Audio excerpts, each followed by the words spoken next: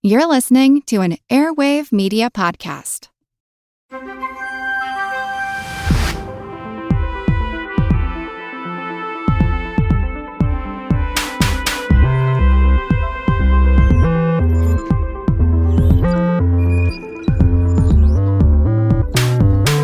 Welcome to Unbiased Science, where we bring scientific method to the madness. We're your hosts, Dr. Jess Steyer and Dr. Sarah Scheinman. And this week, we are talking to the parents. There is so much information out there, some of it good, some of it not so good. And there's such a culture of anxiety and shame around parenting. And we have such an amazing guest, Dr. Diane Arnaout. Did I just say that correctly? You did. Rhymes with snout. That's right. I love that. That's what I had in my head as I was trying to say it. Who is such a wonderful, compassionate pediatrician and communicator. And before we hit record, Dr. Diane, she said that she might be a little different in communicating as opposed to some of our other guests, in that she spends her days talking primarily to 5-year-olds. And it's all about making information really accessible and understandable. And so we're hoping that this episode is full of information that is, interesting, informative, helpful, and understandable. So I can't wait to dive in. Before we introduce Dr. Diane and get into it, this is going to be a very, very, very brief update, because there's a situation unfolding where the federal health infrastructure last week, so we're recording this on, what is today, Thursday, October 16th. On last Friday, there were some major RIFs announced, and RIF is reduction in force, basically mass layoffs in the federal health space that caused a whole lot of confusion for a lot of folks. Some of the RIFs were then very quickly reversed. But basically, there's been an impact on our public health infrastructure at the federal level. And I just wanted to highlight that this is really problematic for a lot of reasons. Think of public health as our disease detectives. Right now, we have so many things happening. I was pulling up the news. In Missouri, we're seeing West Nile virus activity. So there were 16 human cases of the virus, 15 hospitalizations, and 3 deaths this year alone. Then I was looking up, there's a measles outbreak currently, primarily in South Carolina and states that touch it. We see this primarily in schools with low vaccination rates. So there was one particular region that had an immunization rate at just 17% for MMR, and a reminder that measles is so highly contagious that we need to see vaccination coverage at 95%. So clearly there's a huge delta there. So this is really problematic. And the RIFs did not just impact infectious disease. There were impacts on nutrition, on departments that deal with suicide, so many different departments. And so this is something that we're watching very closely. We're doing posts on our social media page. We'll keep you posted as developments arise. But all right, shifting gears. Sarah, would you like to introduce our amazing guest for today? I would love to. I am so excited and pleased to introduce Dr. Diane Arnaout, a Texas-based pediatrician who brings both medical expertise and personal parenting expertise to her practice. A self-described Star Wars enthusiast, same girl, she approaches pediatric care with the philosophy of guiding parents through the challenges and joys of raising children. Having discovered the true complexity of parenting through raising her own 2 children, Dr. Diane combines her medical training with real-world understanding to support families beyond routine health checks. She focuses on parent education, family wellness, and building confidence in caregiving, addressing everything from diaper rashes and sleep issues to school challenges. Dr. Diane actively engages with the parenting community through social media, maintaining a presence on Facebook and Instagram. She believes in accessible healthcare communication and welcomes connections through digital digital platforms, making herself available for questions and support beyond office visits. So important. Her practice philosophy centers on the belief that raising a child takes a village, and she considers it a privilege to be part of each family's support system, helping parents navigate their journey with knowledge, empathy, and occasionally a Star Wars reference or two. Dr. Diane, welcome to the pod. Thanks, you guys. I'm really happy to be here. Very honored. And you all, we will link to Dr. Diane's social media pages in our show notes, but you could find her on Instagram and on Facebook at Dr. Diane Arnaout, and that's Arnaout. Again, we'll link to all of this.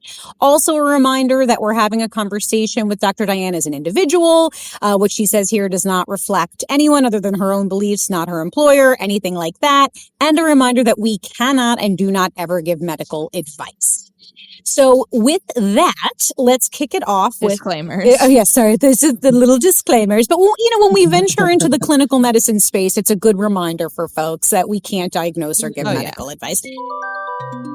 So our question that we like to ask all of our guests. So what is a news item that caught your attention, and why should people care about it?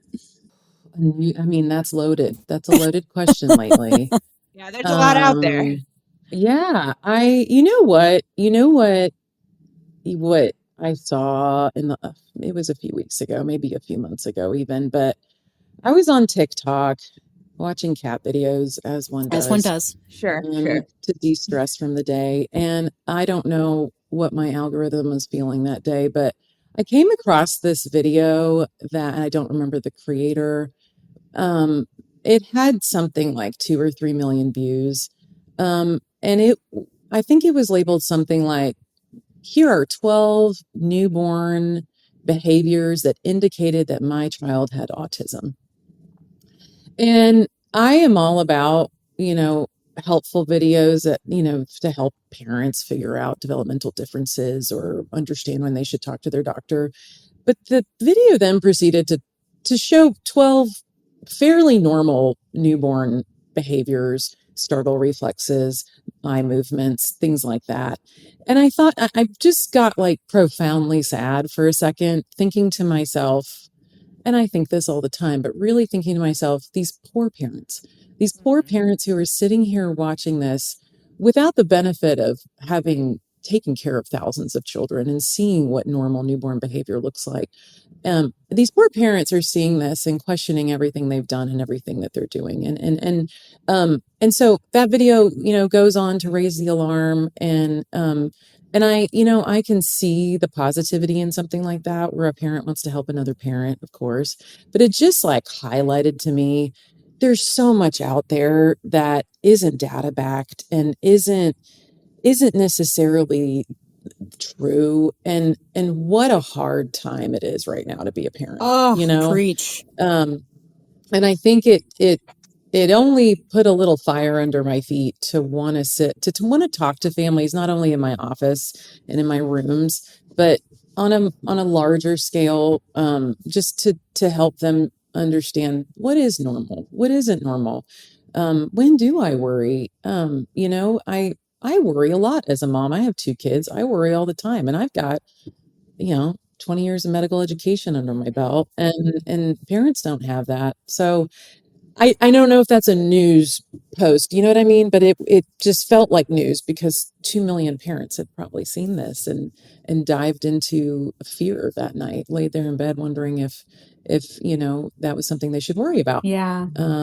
That's actually a perfect segue, because that's really what inspired this episode. And I'm a millennial mom, and whenever I open up my TikTok or my Instagram or whatever it is, it's 10 million things that I should feel guilty about, or I'm scared about, toxic this, and we're poisoning our children, this and that. And then when I put on my scientist hat, I'm like, oh my gosh, I wish I could, every post that has this 3 million views, I could put out a post that counters it. But of course, our posts don't ever go as viral, because they're a lot less sexy than those posts, right? So that's always really frustrating.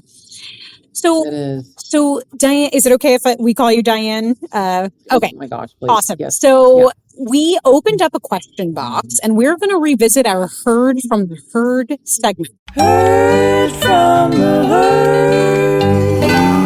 We got a ton of questions. It is so difficult to whittle down. Okay. But let's start. The first one that jumped out at me is this is a soon to be first time parent. And they want to know, what should they have in their house in terms of baby first aid and emergency care? That is a fantastic question. Not one that I get very often, believe it or not, but I use this information on a personal level whenever I go to baby showers, because I'm the dork that brings the little basket of medical supplies and things I think parents should have before they have their first baby. So as far as like first aid, babies aren't really getting too many injuries until they start to move. But your typical stuff, your bandages, Vaseline, diaper pastes. And then, at some point in the first year, that kid's going to get a fever. That kid's going to experience discomfort or pain. So things that help with that, like acetaminophen, if they're under 6 months, I know. Yeah. Acetaminophen is a that's the word these days, isn't it? It's a trigger word for a lot of families. A source of much controversy. A little bit. But it is the medication we recommend under 6 months, the safest medication under 6 months for pain and for fever. And then over 6 months, I love ibuprofen. Maybe I'll even dive in a little more and say, if you wanted to have a little basket of things that keep your kids safe, diving into things like outlet covers and drawer locks and I mean, the list could go on. Maybe an anti-choking device, which could be a little controversial here. So because the data backing these is not, we just don't, it's really hard to do studies on choking devices. And I'm talking about those suction cup. There's a couple of them. There's different devices that provide suction if a child is choking. So a child starts to eat more solid foods towards 6 to 7 months. Choking is a huge fear parents have. I did too. And so the number one thing a parent can do in that case is to watch YouTube. Honestly, get on there, learn about the infant Heimlich, learn about first aid, CPR, but also, if your kid is choking and you've called 911 and you have nothing else that you can in your arsenal, sometimes these devices could be helpful. I believe the only studies we have so far are cadaver studies on that. But that these are off the top of my head some things I would consider. Those? What is it? Nose Frida, and this is not branded anything of that. So Sarah, I don't know if this is like a nose sucky thing. Yes. I didn't even know about the anti-choking device, honestly. I'm like, what is it? You just like put something down the throat and then like it has a mask, like a bike pump kind of, but like just taking out it's plastic, it's got a mask on it, and then there's a tube that goes into the back of the throat, and it's sort of brilliant. And the thought is that if you create a vacuum, create suction, you pull the end of the suction device. And so I tell parents, this is something for you to do if you've tried everything else and you're waiting on the ambulance to get there. It's sort of like something to put in your toolbox if you need it. Is this instead of CPR or absolutely not? Not CPR, the Heimlich, or in addition to the Heimlich? No, absolutely not. I was just thinking of like what are objects you could put in a safety kit for an infant, but no, the infant Heimlich. That's why I said, you know what, every parent needs to learn the infant Heimlich, which is different from the adult Heimlich. But this could be something in that little first aid kit if you wanted it. I actually do know the infant Heimlich because I was a lifeguard for a while. That was my first ever job, so I do know the infant Heimlich. Yes. Even though I am childless and as such, I'm doing a lot of listening today. No, fantastic. And the infant Heimlich it doesn't involve getting behind the infant and pushing underneath the sternum. It actually involves inverting the child in your lap and striking them between the shoulder blades. It's something I review the maneuver myself, like literally every year, because it is just something great to know, to have in your arsenal if you're at a restaurant or, the nose Frida. So those devices, there's when a child has a cold, which they're going to get plenty of in the first first year. It is so fantastic to help them get rid of all the mucus in their nose, right? That's something we take for granted. We blow our nose, we pick our nose, whatever. Babies can't do that. They have really tiny nostrils. They get really pissed off if they can't breathe through those nostrils. They're called obligate nose breathers. So there are kits you can buy that there's even electric ones nowadays where you kind of create a suction vacuum. You plug one nostril and you stick it in the other, and then it helps to get all the snot out. Sarah, so we suck. Like there was a thing, right? Am I thinking of the right thing where like you're sticking it in the baby's nose, and then the parent I know, and it took me a minute. I was like, tell yourself, you're not going to suck the snot into your mouth. The snot will not be in your mouth. This is not going in your mouth. There's a filter. Oh my God. Yeah, there's a filter. Okay. But I remember the first time I did it, I was so satisfied because I got a loogie out that was just juicy. Oh yeah. And I just thought to myself, see that being. I was like, this is the glamour of being a parent. Like this is what I am now. This is who I am now. But this is who I am now. I guess you can't really use a neti pot or anything for an infant. The neti pot is fantastic for a little bit older children. Right. It's generally a saline rinse of the sinuses has been proven to be very helpful with colds. What's the problem with colds and babies is that there's just nothing they can take that's safe to help them through it. You know, I load up on NyQuil whenever I've got the mega cold and I can't sleep all night. These are, mildly effective ingredients that can help, decrease pressure in your head and reduce, expectorant so you can cough out all the snot. And babies don't have that. It's really frustrating for parents, and it's frustrating for us not to be able to do anything for you to help you with your kid's cold. But those devices are fantastic, and I usually throw one of them in my first aid kit too for kids. But that's it. There's not a ton I think I would stress out about before that baby comes, except there's just those basics. A little pair of tweezers might be nice. A little, baby nails are like werewolf claws, and baby bodies grow so fast and their claws grow fast. Your nails grow faster when you're a tiny baby. And so there's little nail files and it's so weird when you have a baby and they come out and they have claws and then they're chomping on your nipple. It's like this little creature. They're like little werewolves.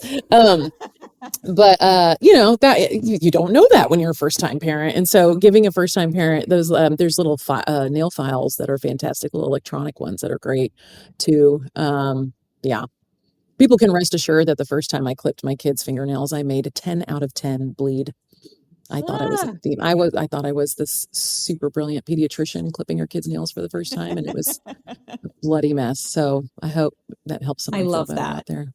Sarah, do you want to pick another question from our long list of possible questions? Yeah, absolutely. Wow, because we got a lot of questions. I mean, it's very clear that there's a lot of. I mean, you both were, like I said, I don't have any children, so I feel like I don't get a vote, but it's so hard navigating, at least just for your own health and wellness, all of the misinformation that's out there. I can't even imagine navigating all of that in relation to a small human being that you are in charge of. That is so much pressure. And I'm just like having a whole new appreciation for new parents in this day and age, especially looking at all these questions out there. So how about this one? This is a good one. How can we help protect babies from measles before they are old enough to get vaccines? Or maybe not even measles, but like any disease that has a vaccination. Well, measles in particular is quite scary. So an example I always give families is that in my waiting room, if someone with measles comes in and sits down and coughs a couple times and then leaves, the droplets are suspended in the air and contagious for 2 hours. So that person has completely left my waiting room. And then I think the number was something like 90 or 92%. So something like 90 to 95% of people who walk into that room for the next 2 hours who are not vaccinated for measles will catch the measles disease. That's sort of terrifying if you think about it.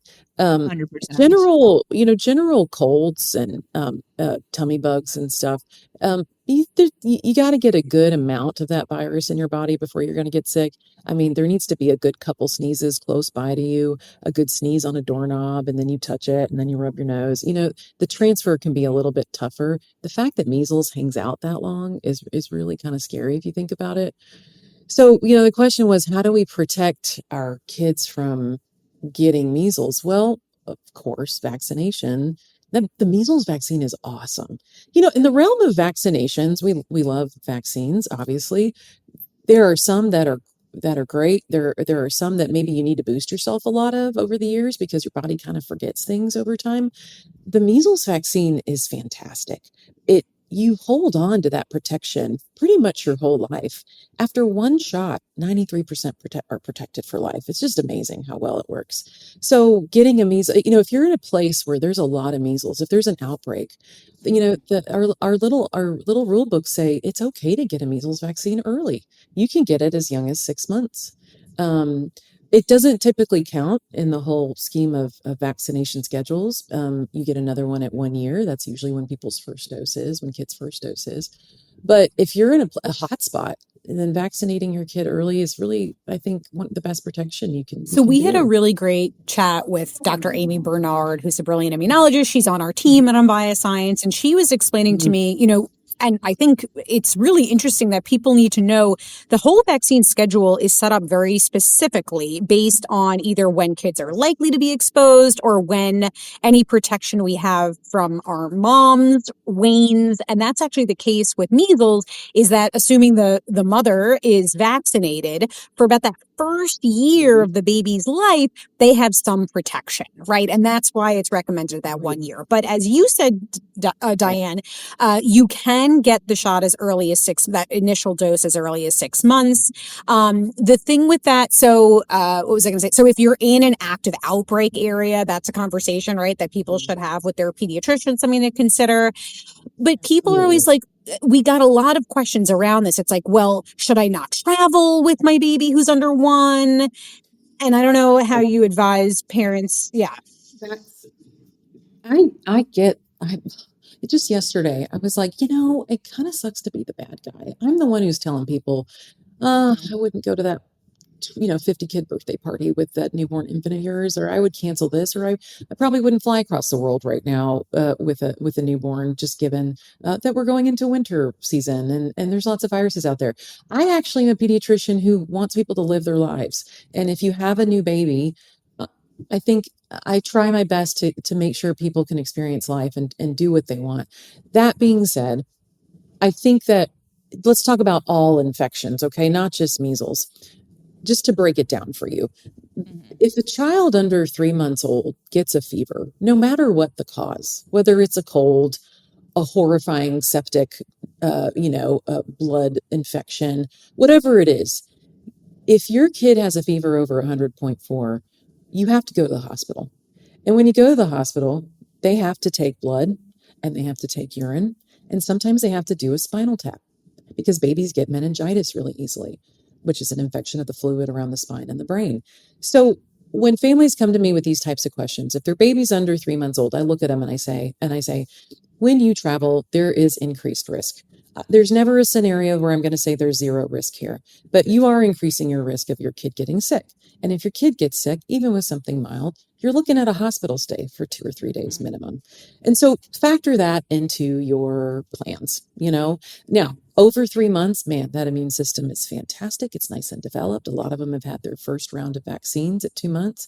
It kind of broadens the scope of what seems pretty safe.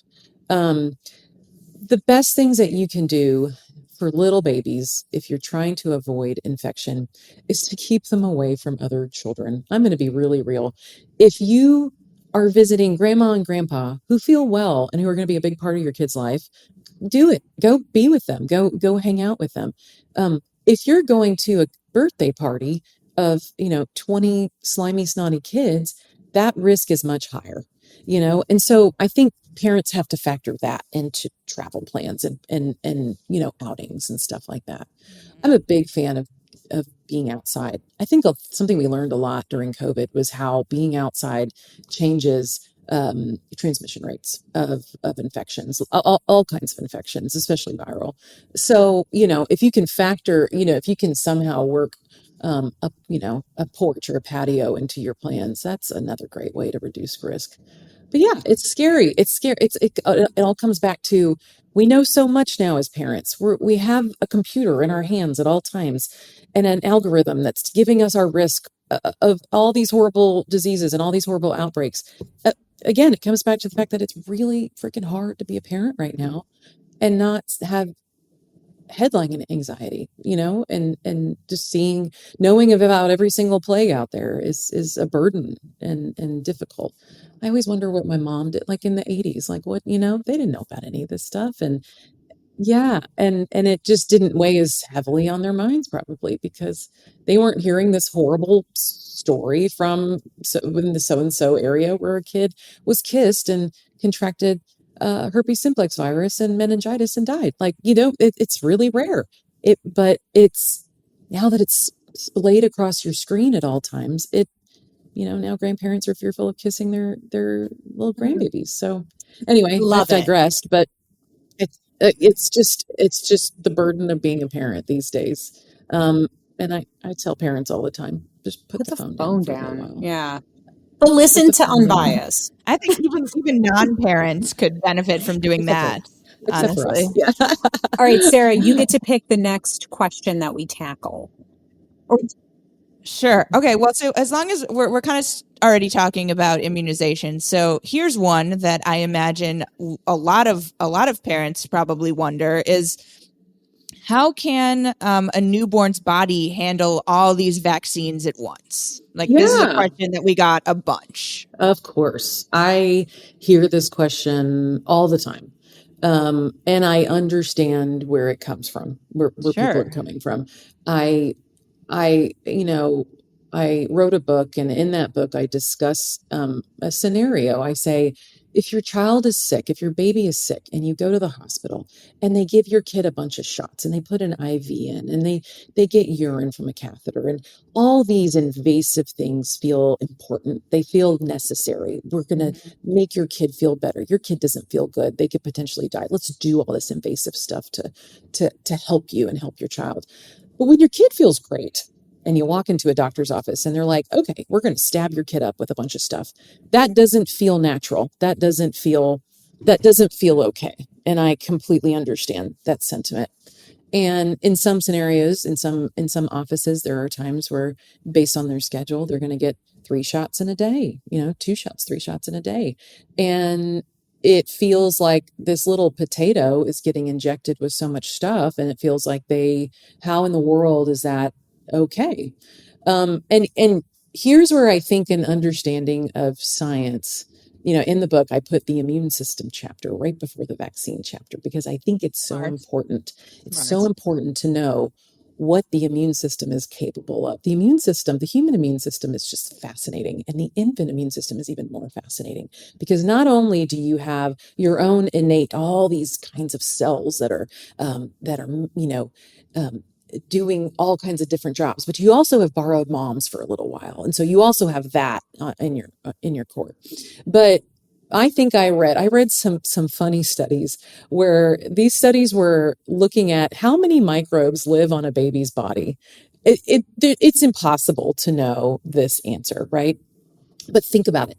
Think about when they're born, they're in a sterile environment, and then they're born, and immediately things start clinging to your kid. It's really kind of disturbing to think about just how much is in the air, how much is on the blanket we wrap them in, and the suction devices we use. And immediately we're colonized. We're covered. All of us are covered head to toe with yeast, bacteria, viruses, fungus.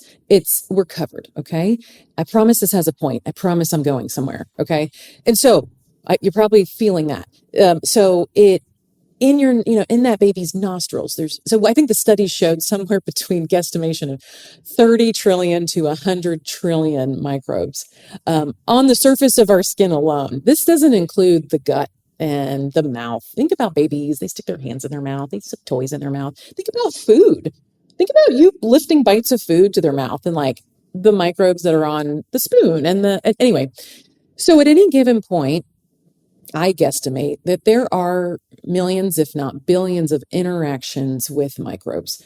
The immune system is constantly identifying them, neutralizing them, encapsulating them, killing them, taking them away, throwing them away, scooting them around, making them not as dangerous anymore. It is a constant fight your immune system is doing at any given moment. And a baby's is completely capable of doing that. If they don't have an immune system deficiency, they're completely capable of doing that when they're born. So what does this have to do with getting a bunch of shots at once? I think I read at any given point. So those germs, those bad guys, those microbes, let's call them antigens. Okay. That's the word we use for in science. And so at any given point, when you look at the vaccine schedule, I think the most I ever counted like a possibility, and I need to like get my number right here, but I want to say the most I saw was like 20, 24. So when my babies had their checkups and they had a couple of shots they had to get, I never once hesitated to get a few vaccines at once, even 3 or 4 at once, because in my mind as a physician and knowing what I know about what the immune system can do, what it's capable of, what it's doing every second of every day, getting a combination of these shots at one time feels like a blip on the radar for that immune system. I read a paper somewhere that postulated that a child could get 13,000 antigens at one time without breaking a sweat. The immune system could handle it easily. And so that's how I rationalize it with parents. That's how I say, give your kid's immune system some credit here. It's incredible what it's doing at any given time. So if we take a little dead piece of a virus or a dead bacteria and we inject it into the muscle and we just ask the body, hey, pay attention to this. Look at this. Come look at this over here. What is that? You've never seen that before. Why don't you make an army now against it? That's how I rationalize I easy think it has peasy. something, there's some You know? psychology around the injection. I think there really is something with like the needle, because you're right. In reality, right? 100%. Because 100%. There are some vaccines that we give through the yeah, nose or orally. They are never it's turned it's down the by needle. parents. And I get Yeah. it. I get it. It's the needle. It's so interesting. We have flu shot options that are injection options and that are mist options, which is a spray in the nose. The mist option actually is a live virus. It's actually sort of more Yes. instigating of the immune system to rev up, right? But everyone feels so much better about it because it's a spray.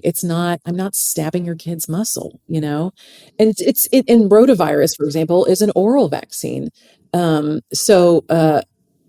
and that is something that people give a sigh of relief. Oh, there's only a shot or two, but then that one's oral, so that one feels better. You know, I completely agree with you Right. on that.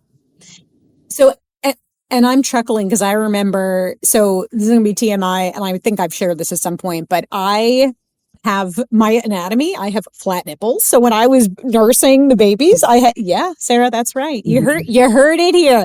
I had to use, so there's like a nipple shield type of thing, which is basically this like plastic thing that you put on your nipple and it like makes it protrude so it's easier for the baby to latch. It's a whole thing.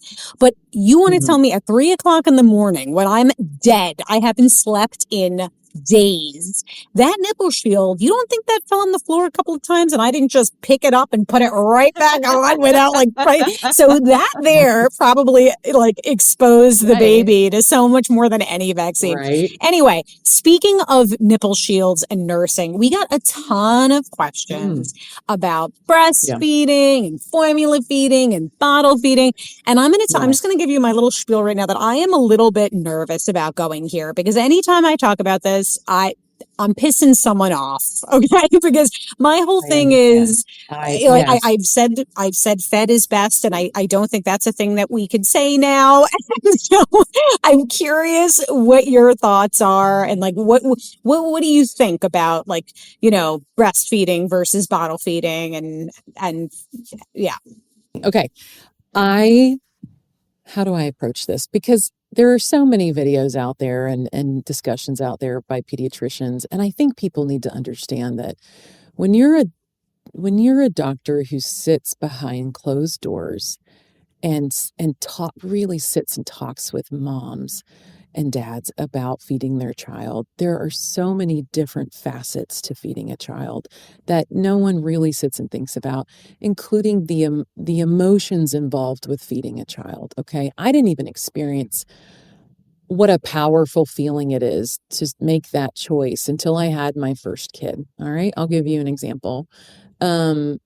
My first child was almost 10 pounds. I had never breastfed before in my life. I walked into it very cocky, thinking I knew everything. And well, you just put a nipple in a kid's mouth. Like, how hard is it? Like, well, I don't need a Right. class. I went to med school. Like, oh my God. Like, no, you will never understand the difficulties until you have to experience that. So I will tell you myself, with my first child, he got a combination of breast milk that was pumped and formula.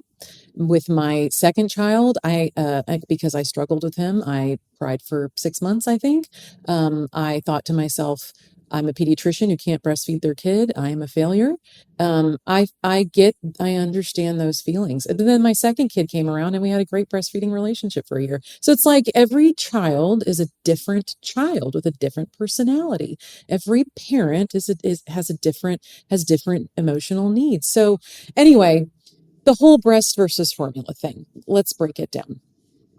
Is breast milk the best thing that an infant can drink? Yes, it is. If we're speaking purely on science, breast milk is amazing. It has qualities of protection. It has special fats and proteins for brain development.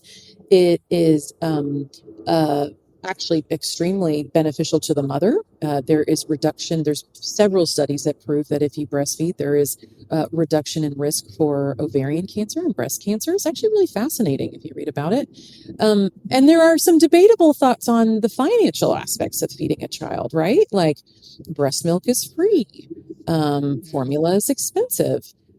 So I think you have to look at this from a lot of different directions. Now, the financial thing could be argued because you need sometimes you need a breast pump, sometimes you need breast shields, sometimes you need all the supply, so it adds up over time. But anyway, and there are a lot of studies out there that websites and lactation activists and influencers really love to tout, which is that if you breastfeed your baby is going to have less chance to be obese, have higher IQs. There's even some places that'll tell you your baby will be paid more as an adult in their career if they are breastfed. It's out there. Go read about it. It's very interesting.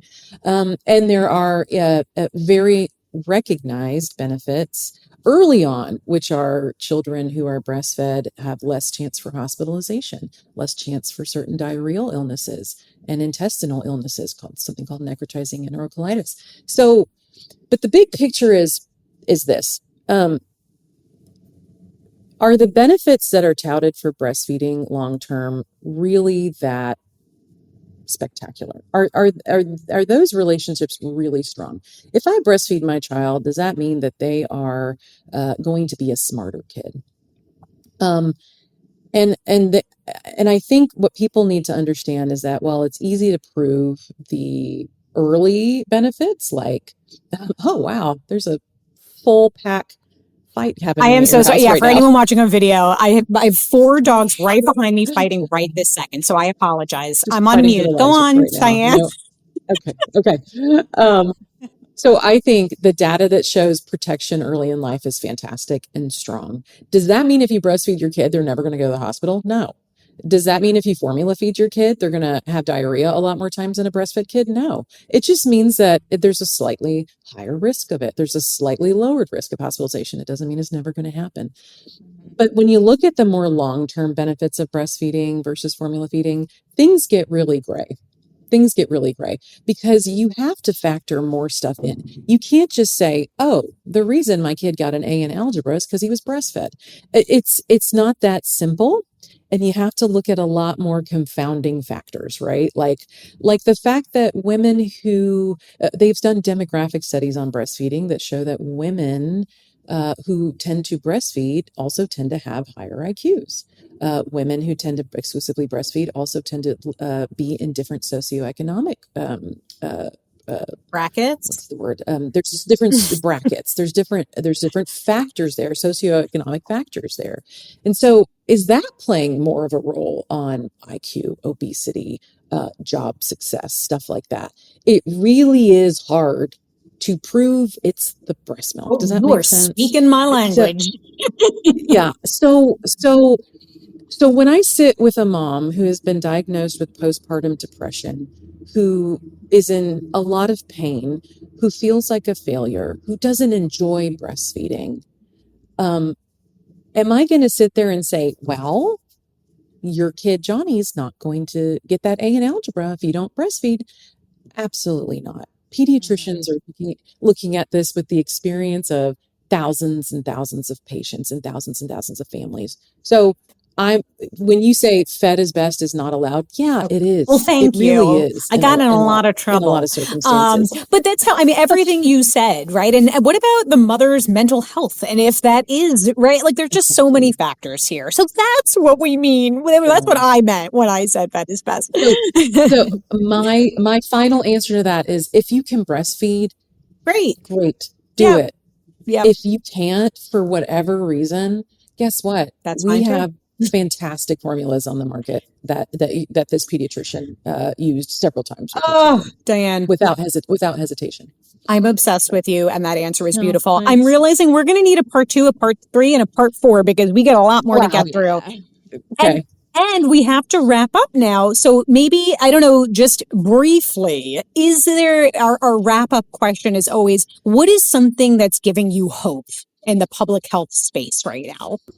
What is something that is giving me hope right now? You guys, people like you guys, to be honest with you, I'm seeing more and more physicians and medical professionals and masters of people who are in charge of public health and disease control just speaking. We have to talk. We sit quietly in our office. Medical school and residency really drills into you like, stay quiet, do your job, help people, but we can help people in so many different ways. And one of those is talking about all this stuff, because there's a lot of misinformation out there. And another thing that I love to see, and this is data backed, when you look at who parents trust, when you look at how parents make the decisions, the really hard decisions, study after study shows that talking to a trusted medical provider is the number one way they make those decisions. That still warms my heart to read. It's still being proven over and over that no matter how convincing the TikTok is, that no matter how that Google search made you feel, you go to someone you trust in the medical field and you sit down and you talk to them. And it seems like that makes a huge difference in parents' lives. And so that's why I keep doing what I'm doing. We are so grateful for you and for all pediatricians. Thanks for having me, you guys. Thank you so much, Dr. Diane. There you go. I was going to say thank you, Dr. Diane. And my dog is barking, so I'm going to turn it over to Sarah to take us home. All right. Thank you all for tuning in. We hope you learned a thing or two. I certainly did. Please join us next week on your trusted source for no nonsense, just science.